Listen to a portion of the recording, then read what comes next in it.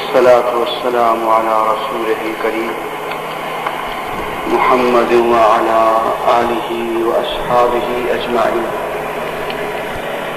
أعوذ بالله من الشيطان الرجيم. بسم الله الرحمن الرحيم. يا أيها المزمل قم الليل إلا قليلا نصفه وانقص منه قليلا أو زد عليه ورتل القرآن ترتيلا إنا سنلقي عليك قولا ثقيلا إن ناشئة الليل هي أشد وطئا وأقوم قيلا إن لك في النهار سبحا طويلا واذكر اسم ربك وتبتل إليه تبتيلا رب المشرق والمغرب لا إله إلا هو فاتخذه وكيلا واصبر على ما يقولون واهجرهم هجرا جميلا. صدق اللہ العظیم. عزیزان گرامی، السلام علیکم ورحمۃ اللہ وبرکاتہ.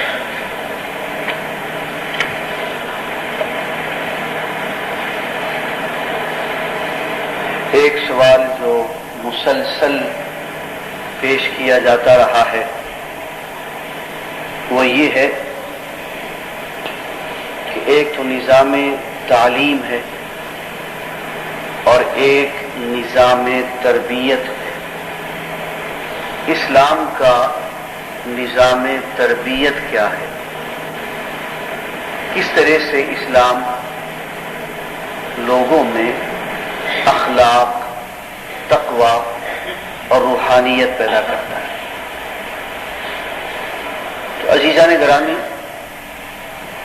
اس سلسلے میں میں نے سورہ المزمل کی پہلی 10 آیات کی تلاوت کی ہے، اور سورہ المزمل میں مسلمانوں کی اخلاقی اور روحانی تربیت کا ایک نظام موجود ہے. اس کو اچھی طرح سے سمجھ لینا چاہیے. سب سے پہلے میں ان آیات کا ترجمہ کرتا ہوں. یا ایھا المزمل، اے کملی میں لپٹنے والے، قم اللیل الا قلیلا، رات کو قیام کیا کیجئے، اللہ کے حضور کھڑے رہا کیجئے، ہاں مگر تھوڑی رات آرام کے لیے رکھ چھوڑیں.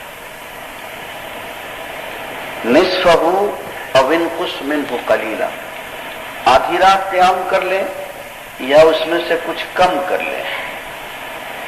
او زد علیہ، یا آدھی رات سے کچھ زیادہ قیام کر لیں.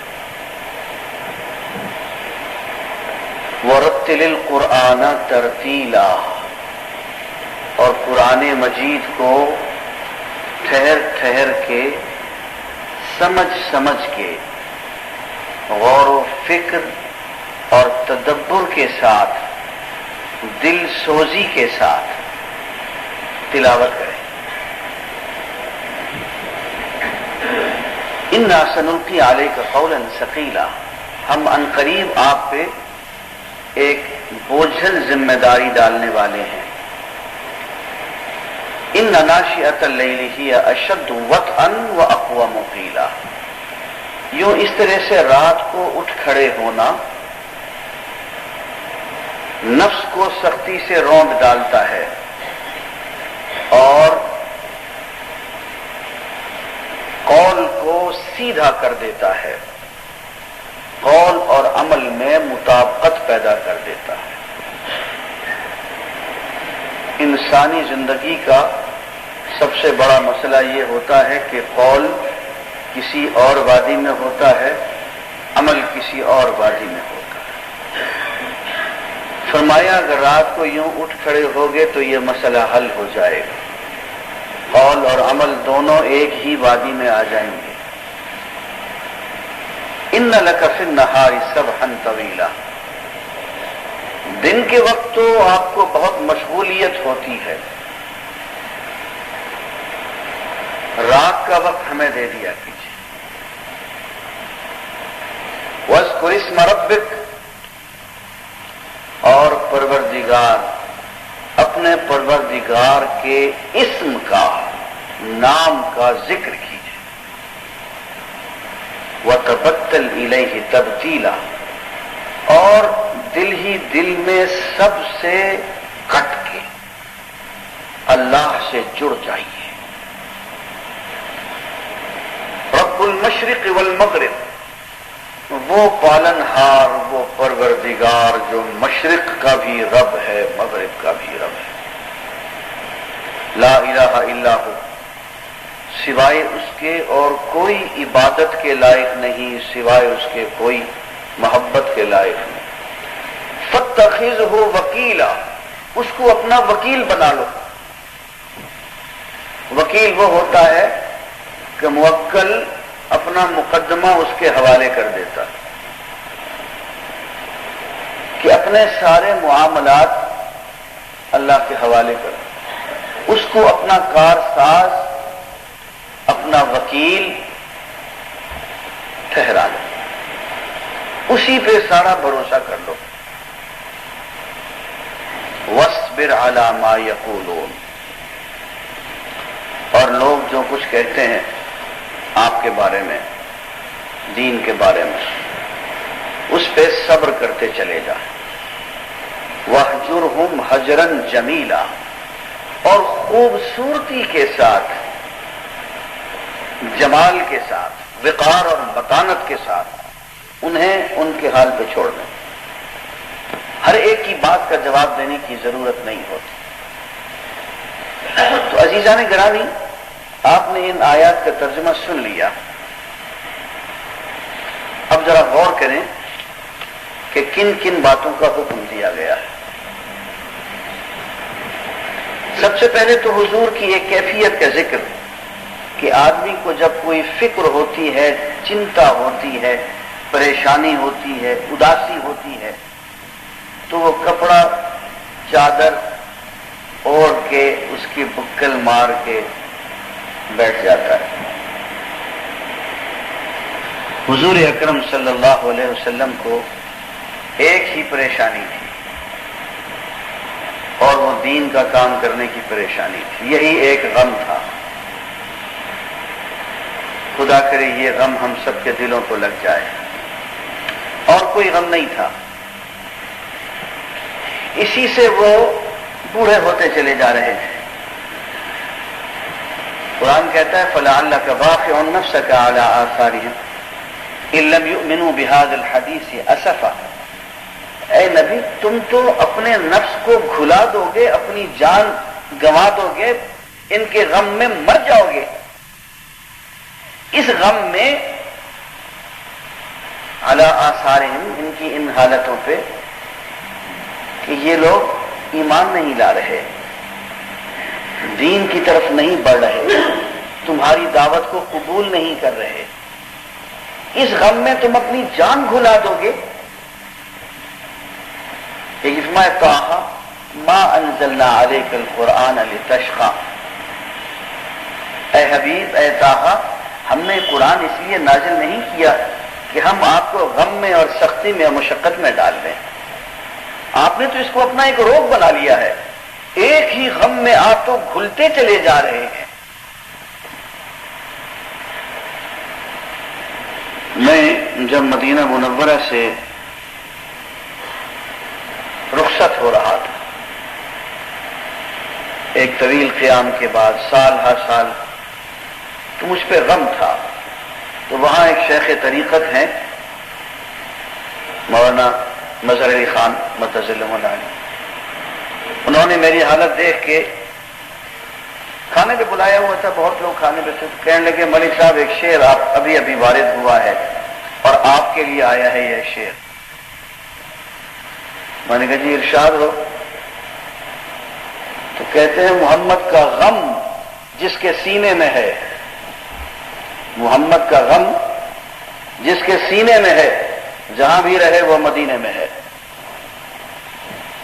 تو عزیزو، ایک بات جو کہ یہاں معلوم ہوتی ہے کہ حضور اکرم صلی اللہ علیہ وسلم غمگین رہا کرتے تھے، انہیں اس بات کا غم تھا کہ کہیں میری دعوت کا وہ انجام نہ ہو جو بعض مجھ سے پہلے انبیاء کا ہوا کہ 950 سال تک تبلیغ کی اور ایمان لانے والے کل 70-80 آ گئے، ایک کشتی میں آ گئے۔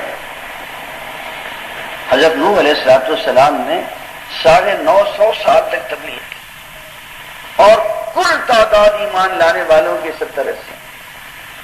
حدیث میں آتا ہے کچھ لوگ ایسے بھی ہوں گے کہ قیامت کے دن وہ نبی آئے گا، اس کے ساتھ پورے امتیوں کی تعداد کل 4 ہوگی، 4.5 امتی ہوں گے۔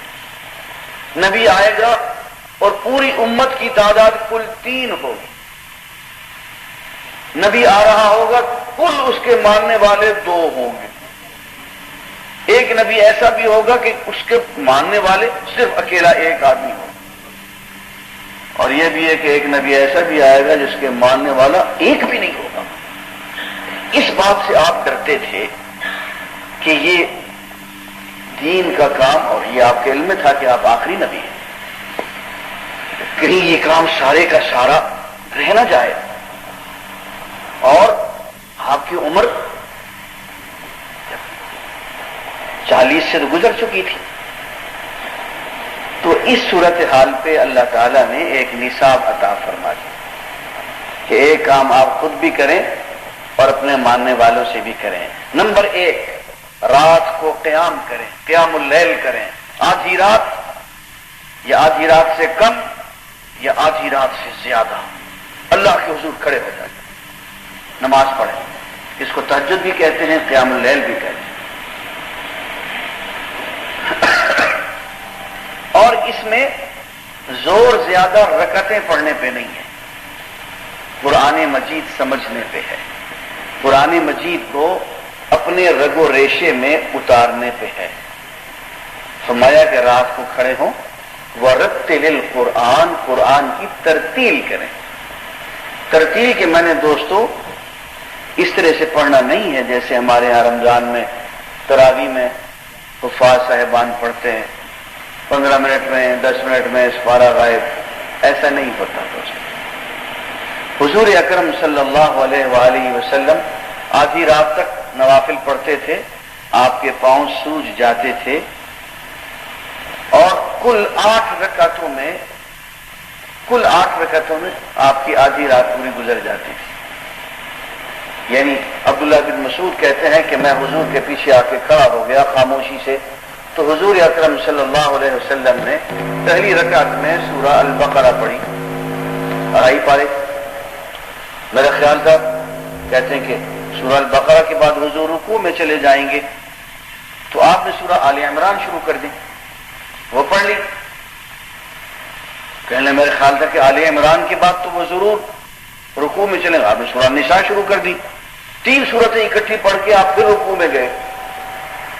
اور وہ کہتے ہیں کہ حضور کا پڑھنا اس طرح سے نہیں ہے جیسے کہ عام لوگ پڑھا کرتے ہیں، حضور کی آواز بہت خوبصورت تھی، بہت دھیمے، ایک حرف آپ کا سمجھ میں آتا تھا۔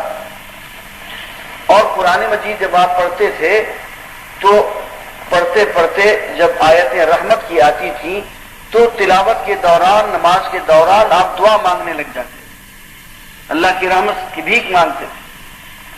اللہ تعالیٰ کے غصے کی، قہر کی آیات آتی تھی تو آپ اللہ تعالیٰ کے غصے سے، غضب سے پناہ مانگتے تھے، اور یوں تلاوت اور دعا اکٹھے چلتے تھے۔ اور اس دوران اس قدر گریا اور اس قدر رقت اور اس قدر رونا حضور کا ہوتا تھا کہ دور تک آواز جاتی تھی حضور کے رونے کی۔ اور یہاں میں ایک بات کہا کرتا ہوں کہ دوستو، بعض لوگ مجھ سے کہتے ہیں کہ جی ہمیں اللہ کے حضور رونا نہیں آتا۔ دوستو یہ ایک تجربہ کر کے دیکھ لیں، قرآن مجید کا کچھ حصہ تو آپ کو زبانی آتا ہوگا، جو صورتیں زبانی آتی ہیں ترجمے سے سمجھ کے، وہ آپ رات کو کھڑے ہو کے تلاوت کریں، آہستہ آہستہ، یوں کہ از دل خیزت بر دل ریزت، دل سے اٹھے بعد اور دل پہ لگے، مفہوم سمجھتے ہوئے، مفہوم کو دل میں بٹھاتے ہوئے، اللہ کو اس کا کلام سناتے ہوئے۔ جی وہ کہتا ہے کہ جتنا میں اپنا کلام غور سے سنتا ہوں، کسی اور چیز پہ غور سے نہیں سنتا ہوں۔ اور اس دوران ساتھ ساتھ دعا بھی مانگتے رہیں. دعائیں یاد کر لیں قرآن مجید کی، حضور کی دعائیں، وہی دعائیں وہ بھی ساتھ ساتھ کریں. اس عمل سے جس قدر طبیعت میں رقت طاری ہوتی ہے کسی اور سے نہیں ہوتی. کر کے دیکھیں. تو یہ پہلا عمل ہے دوستو. فرمایا قیام اللیل کریں اور اس میں قرآن مجید زیادہ سے زیادہ تلاوت کریں. اب اس میں ایک ذوق کی بات ہے، میں آپ کو بتا دوں. اب سب لوگ تو حافظ نہیں ہوتے. میں نے اپنے طالب علموں کو دیکھا ہے سعودی عرب میں، تو انہوں نے علماء سے اجازت لے لی. ہمارے یہاں تو علماء اجازت نہیں دیتے. انہوں نے علماء سے اجازت لے لی. کچھ تو یہ یاد بھی کرتے ہیں لیکن وہ قرآن مجید کو کھول کے نوافل میں پڑھتے ہیں. یہ اس طرح سے رکھ لیتے ہیں کہ یوں نماز پڑھ رہے ہیں ساتھ قرآن مجید رکھا ہوا ہے، تو زیادہ حرکت بھی نہیں ہوتی. لیکن کرتے وہ یہی ہے کہ تلاوت کرتے ہیں بہت دل سوزی کے ساتھ، اور ساتھ کے ساتھ وہ دعا بھی مانگتے ہیں، اور ان کے پھر رونے کی آواز پر دور دور تک جاتی ہے. تو یہ پہلا عمل ہے دوستو، جس سے کہ طبیعت میں رقت، نرمی اور تقوی پیدا ہوتا ہے. یہ پہلی بات. دوسری بات فرمایا کہ ایسا کرنے سے اگر تم نے یہ عمل کیا تو ہم تمہارے قول و فعل کو ایک جیسا کر دیں گے. جو کہو گے وہ کرو گے، جو کرو گے وہ کہو گے. دوسرا عمل وَاذْكُرِ اسْمَ رَبِّكَ، اپنے پروردگار کے نام کا ذکر کیا کرو. اللہ کے نام تو بے شمار ہیں لیکن وہ صفاتی نام ہے. رحمان، رحیم، غفار، ستار، رب، کریم، یہ سارے صفاتی نام ہیں. اللہ یہ اس کا ذاتی نام ہے. فرمایا کہ اس کے ذاتی نام کا ذکر کیا کرو، اور فرمایا اس کا نتیجہ پھر یہ ہوگا. پہلے عمل کا نتیجہ یہ بتایا کہ تمہارے قول و فعل کا تضاد دور ہو جائے گا.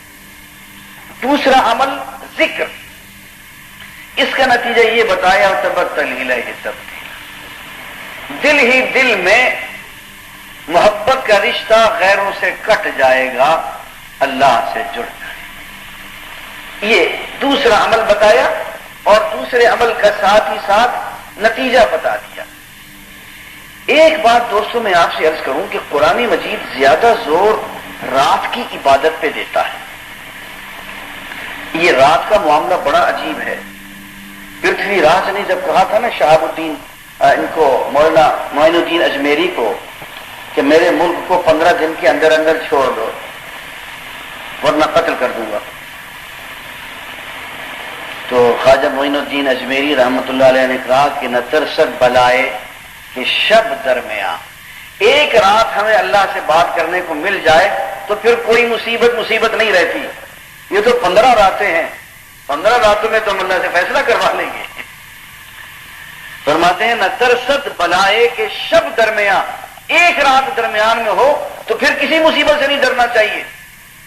اچانک اللہ کی مصیبت نہ آ جائے، اس سے اللہ کی پناہ میں آنا چاہیے. تو پھر خواجہ معین الدین اجمیری نے پھر راتیں لگائی، اور انہی 15 دنوں میں شہاب الدین غوری آیا. یہی 15 دن تھے، اور پرتھوی راج قتل ہوا، اور یہ ہندوستان کی مسلمان حکومت وجود میں آ گئی. یہ رات کا معاملہ بڑا عجیب ہے. میں اکثر دوستوں سے کہا کرتا ہوں کہ اللہ تعالیٰ یہ معراج دن دہاڑے بھی تو کروا سکتے تھے، رات کو کروائی. سبحان الذی اسری بعبدہ لیلا، پاک ہے وہ ذات جو اپنے بندے کو راتوں رات لے گیا. یہ رات کا معاملہ کچھ راز والا ہے. یہ لیلۃ القدر یہ رات ہی ہے. یوم القدر بھی کوئی ہو سکتا تھا. عرفات بہت مزے کا دن ہے، لیکن لیلۃ القدر ایک بہت بڑی چیز ہے، رات کو ہی ہے. یہ بڑے بڑے معاملات جو ہیں راتوں کو ہوتے ہیں. قرآن مجید میں قلیلا من اللیل ما یہجعون، اللہ کے بندے رات کو کم ہی آرام کرتے ہیں. زیادہ وقت اس کے حضور متوجہ رہتے ہیں. اور فرمایا کہ یتلون آیات اللہ آناء اللیل، اللہ کی آیات کی رات کی گھڑیوں میں تلاوت کرتے رہتے ہیں. تو رات کی وقت قرآن مجید کو نفل میں تلاوت کرنا یا ویسے تلاوت کرنا، اس کا بہت درجہ ہے دوست. تو تلاوت کے لیے بھی رات کا وقت فرمایا. یتلون تلاوت کرتے ہیں آیات اللہ، اللہ کی آیات کی، آناء اللیل رات کی گھڑیوں میں، وہم یسجدون اور بے سجدے کرتے رہتے ہیں. اور فرمایا من اللیل فاسجد لہ، رات کی گھڑیوں میں اس کے حضور سجدہ ریز ہو جایا کرو. وسبح لیلا طویلا، اور رات بڑی لمبی ہوتی ہے، اس میں اس کی پاکی بیان کیا کرو. راتیں تو بڑی لمبی ہوا کرتی ہیں، اس کی تسبیح میں گزارا کرو. اور فرمایا اذ واعدنا موسیٰ 40 لیلۃ، ہم نے موسیٰ کو بلایا 40 راتوں کے لیے. بھائی اس میں دن بھی تو شامل تھے، دن کا ذکر نہیں کیا. ہم نے موسیٰ کے ساتھ پیمان باندھا، اپوائنٹمنٹ کی، اس کو وقت دیا. ہم نے واعدنا، اس کے ساتھ ہم نے اپوائنٹمنٹ کی، اس کو وقت دیا. کیا دیا؟ 40 لیلۃ، 40 راتیں ہمارے ساتھ کوہ طور پہ آ کے گزارو. تو لگتا ہے کہ یہ معاملہ رات کا جو ہے یہ بہت دلچسپ ہے. ہم نے بعض بزرگوں کو یہ دیکھا ہے کہ وہ ساری رات جاگتے ہیں. رمضان شریف میں کسی شخص کو نہیں جانتا کہ وہ رات کو سوتا ہو. حرمین کے اندر پوری رات جاگتے ہیں، اللہ کا نام لیتے ہیں اور ذکر کرتے ہیں، تلاوت کرتے ہیں. اور جن لوگوں کو کاروبار کرنا ہوتا ہے وہ بھی کاروبار بھی رات کو ہی کرتے ہیں.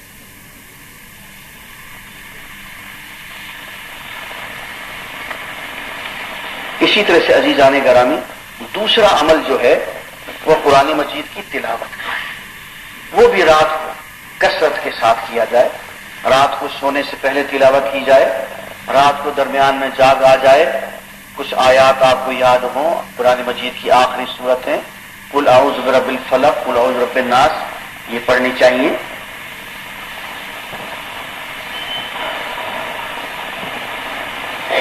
اور اہم بات یہ ہے کہ قرآن مجید کو طوطا رٹ کی شکل میں نہیں پڑھنا چاہیے.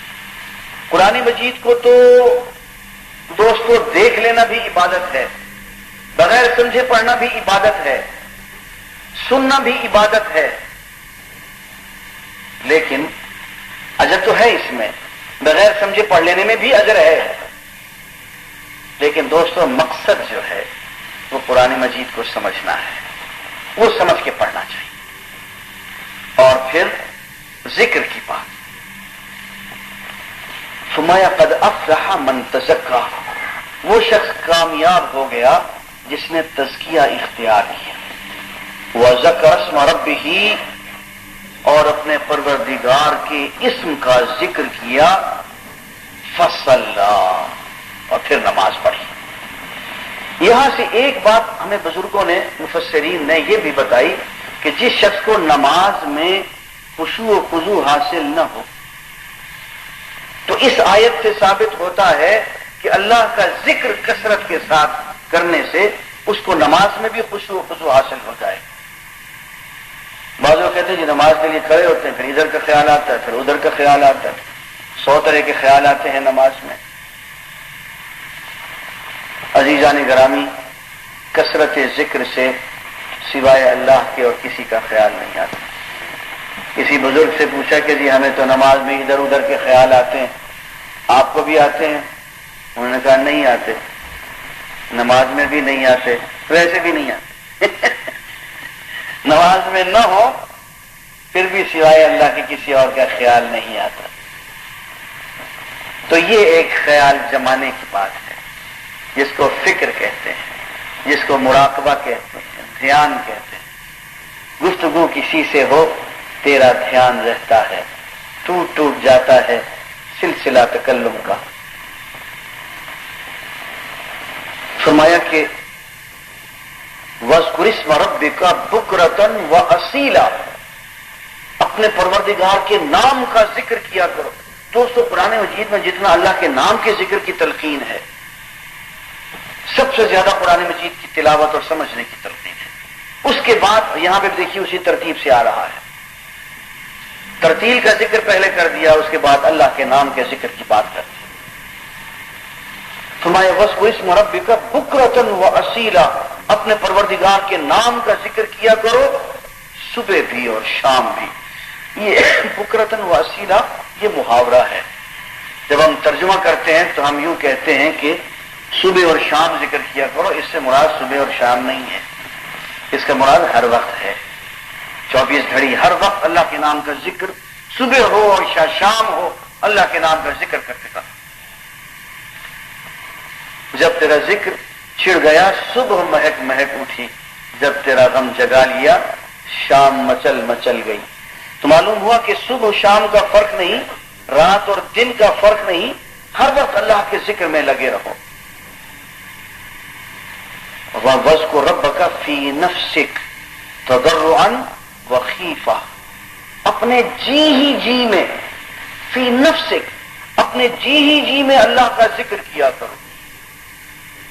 فرمایا کہ دون الجہر من القول، اللہ کا ذکر کیا کرو ہلکی آواز سے، اتنی بھی نہیں کہ دوسروں کو ڈسٹرب کرے اور اتنی بھی نہیں کہ بالکل آواز ہی نہ ہو. اس کو کہتے ہیں دون الجہر من القول، ہلکی مدھم میٹھی آواز سے اللہ کا ذکر کیا کرو. اور یہاں یوں فرمایا وَاذْكُرْ نَفْسَ رَبَّكَ فِي نَفْسِكَ، اپنے جی ہی جی میں، دل ہی دل میں، خاموشی کے ساتھ اللہ کا ذکر کیا کرو. تو یہ وہ ذکر ہے جو ہم یہاں کیا کرتے ہیں، خاموش دل ہی دل میں اللہ کو ہم پکارتے ہیں. بعض لوگوں کو یہ غلط فہمی ہوئی، وہ یہ سمجھتے ہیں کہ نماز پڑھ لی تو ذکر ہو گیا، اب ذکر کی کیا ضرورت ہے. دوستو یہ غلط فہمی. دیکھیے قرآن مجید میں ہے فَإِذَا قَضَيْتُمُ الصَّلَاةَ فَاذْكُرُوا اللَّهَ قِيَامًا وَقُعُودًا وَعَلَىٰ جُنُوبِكُمْ، جب نماز سے فارغ ہو چکو تو پھر کھڑے بھی، بیٹھے بھی، لیٹے ہوئے بھی ہر حال میں اللہ کا ذکر کرتے رہو نماز سے فارغ ہونے کے بعد.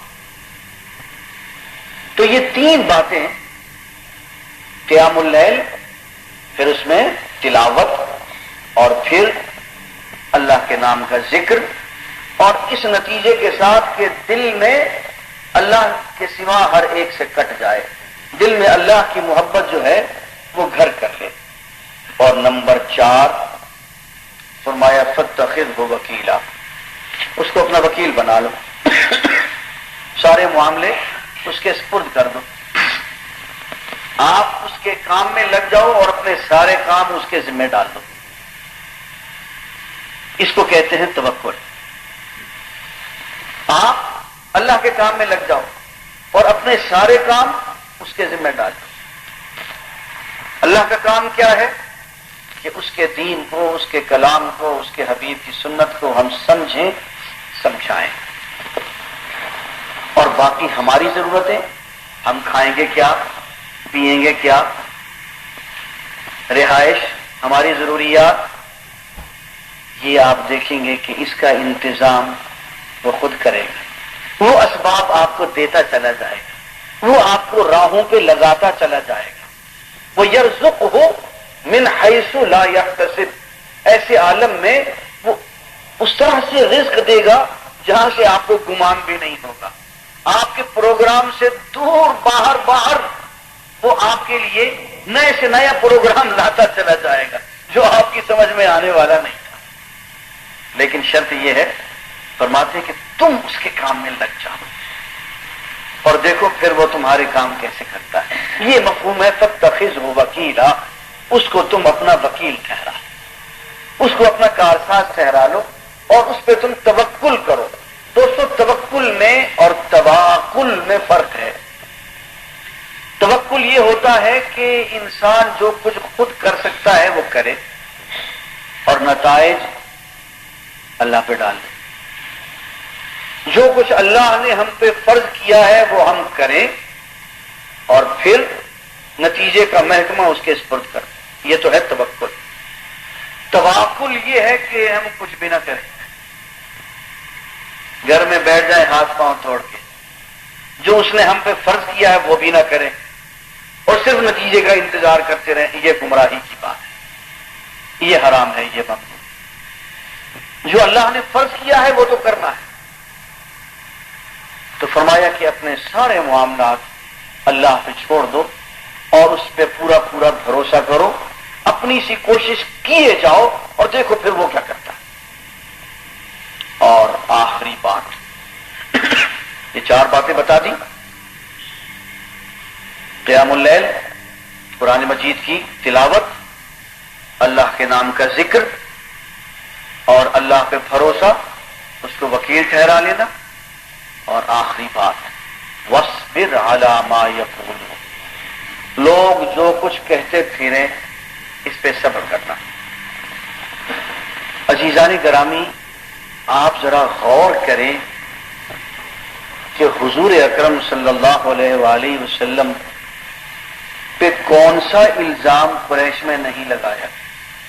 آپ نے کسی کا کوئی جواب نہیں۔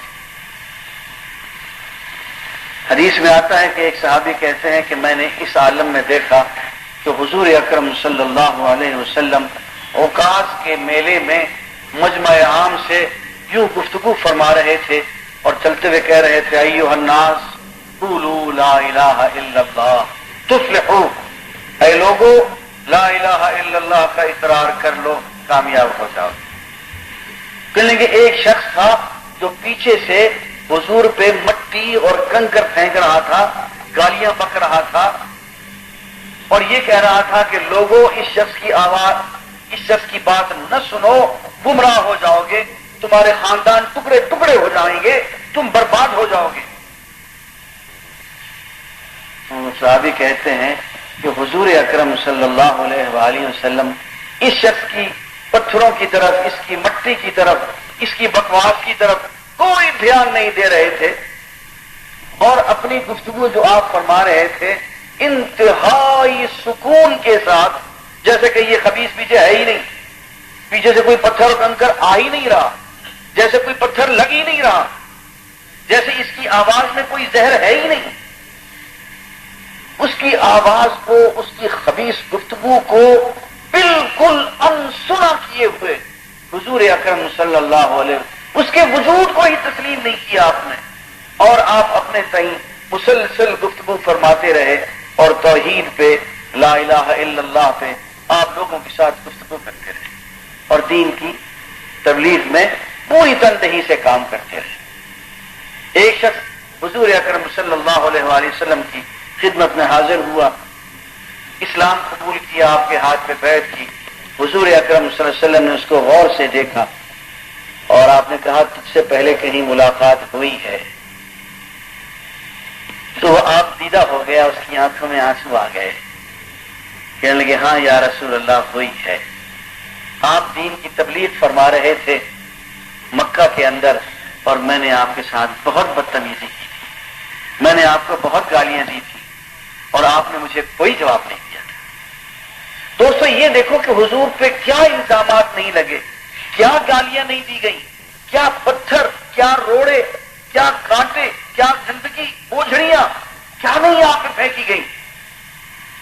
اور میں آپ سے پوچھتا ہوں کہ حضور نے کس بات کی طرف توجہ دی، کس کا آپ نے جواب دیا، کس کو ٹھہرا کے آپ نے یہ کہا کہ بھائی تم نے مجھے یہ گالی کیوں دی، تم نے مجھے یہ پتھر کیوں مارا؟ سجدے پہ گئے، اونٹ کی اوجڑی گندی جو ہے، گندی سے بھری ہوئی حضور کے کندھوں پہ پھینک دی اور کہے لگ رہے، لیکن آپ کے سجدے میں فرق نہیں آیا۔ سیدہ فاطمہ رضی اللہ تعالی عنہا آئی، انہوں نے وہ بوجھ بھی اٹھائی۔ تو یہ ایک سلسلہ چلتا رہا دوست، اس میں حضور کی بیٹی کا قتل بھی ہے، حضور کے چچا کا قتل بھی ہے، کون سی مصیبت اور کون جو ان لوگوں کی طرف سے نہیں ہے، لیکن کس کو آپ نے کھڑے ہو کے پوچھا کہ میاں تم نے یہ کیا کیا؟ ہاں یہ شخص دیکھیے میں نے بات کرنا بھول گیا، یہ شخص کہنے لگا یا رسول اللہ میں نے آپ کے ساتھ بہت گستاخی، میں نے آپ کو بہت گالیاں دی تھی اور آپ نے مجھے کسی کا جواب نہیں دیا، آپ نے مجھے ٹھیک پہچانا ہے۔ آپ خاموش ہو گئے۔ اس نے کہا یا رسول اللہ مجھے معاف کرتے ہیں. آپ فرمائیں نہیں، اسلام سے پہلے جتنے بھی گناہ ہوتے ہیں اسلام قبول کرنے کے بعد اللہ تعالیٰ از خود سارے ہی معاف کر دیتا ہے. اللہ نے تمہیں معاف کر دیا. عزیزان گرامی، یہ ہے صبر کہ جو کام خود کرنا ہے، جو اللہ نے بتایا ہے وہ کرتے چلے جانا ہے. دائیں بائیں فلاں کیا کہتا ہے، فلاں کیا کہتا ہے، اس کی طرف دھیان نہیں دینا ہے. وَاصْبِرْ عَلَىٰ مَا يَقُولُونَ، لوگ جو کہتے ہیں اس پہ صبر کیجیے. وَاهْجُرْهُمْ هَجْرًا جَمِيلًا، اور خوبصورتی کے ساتھ، وقار اور متانت کے ساتھ ان کو ان کے حال میں چھوڑ دیں. یہ جانے اور اللہ جانے. عزیزان گرامی، یہ 5 چیزیں ہیں اگر کسی طرح سے اختیار کر لی جائیں تو اسلام کا جو نظام اخلاق ہے، نظام روحانیت ہے، اس میں بہت دور تک آدمی سلوک کی منزلیں طے کر سکتا ہے. میں دہراتا ہوں، سب سے پہلے قیام اللیل، بلکہ اس سے بھی پہلے محمد الرسول اللہ صلی اللہ علیہ وسلم کا غم اپنے سینے میں، اپنے دل پہ طاری کریں، جو تاکہ یا ایھا المزمل سے ظاہر ہو رہا ہے. وہ کیفیت کہ زندگی اس چنتا میں اور اس فکر میں گزارنی ہے کہ دین اسلام پھیلے. نمبر 2 قیام اللیل. نمبر 3 تلاوت، اور تلاوت دل سے سمجھ کے، غور و فکر اور تدبر اور تذکر سے. نمبر 5 اللہ پہ بھروسہ، اللہ کو وکیل ٹھہرانا. نمبر 6 اللہ کے لیے، اللہ کی خوشنودی کے لیے ہر مخالف کی بات پہ صبر کرنا. وآخر دعوانا